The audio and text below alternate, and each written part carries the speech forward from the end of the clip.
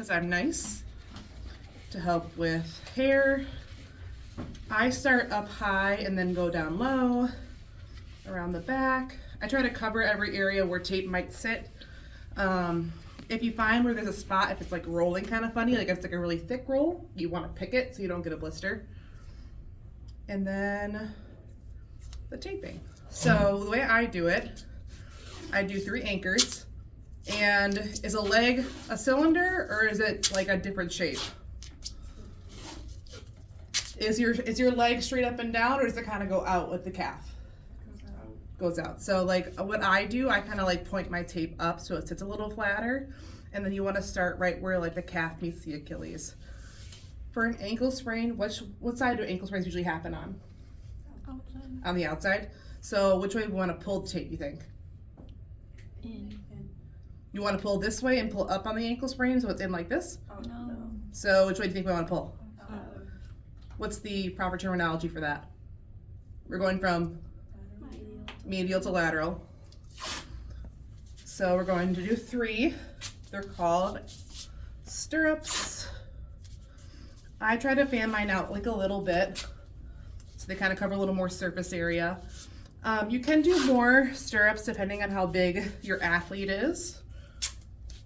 Like for like a big lineman in college, I would usually do 4. So after you do that, cover down a little bit.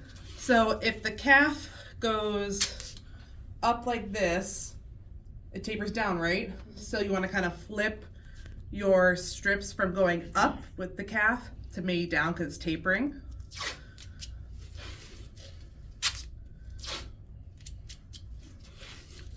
All right. And then I do this extra step, it's called horseshoes. So what I do is I take some horseshoes and I place them around the backside to kind of like lay down flat along the Achilles. Also helps with blisters again. That way like tape isn't necessarily like digging into the back. Doesn't matter which way you lay them. I think I just lay them depending on what side I'm taping on since I'm left-handed. All right, so the next part is probably the most important step. You have your figure 8s and your heel locks, right?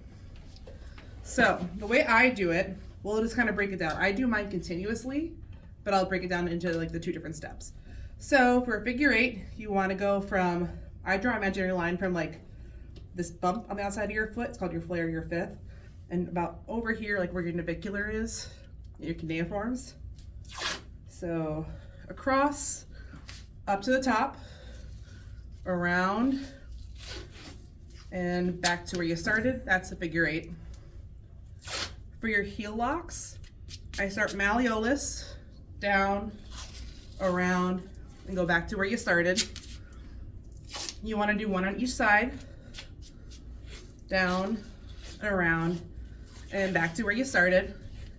At this point, it's a good spot to kind of check to make sure you don't have any windows. Windows can cause blisters as well. It's a good place to kind of sandwich things. So I have a little window there. There we go. And then I go back again with my figure 8. 1 up and around and back to where I started.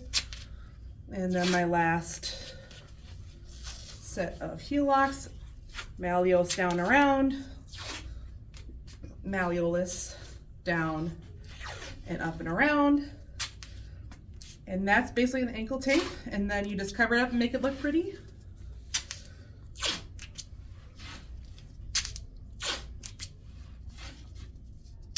There you go.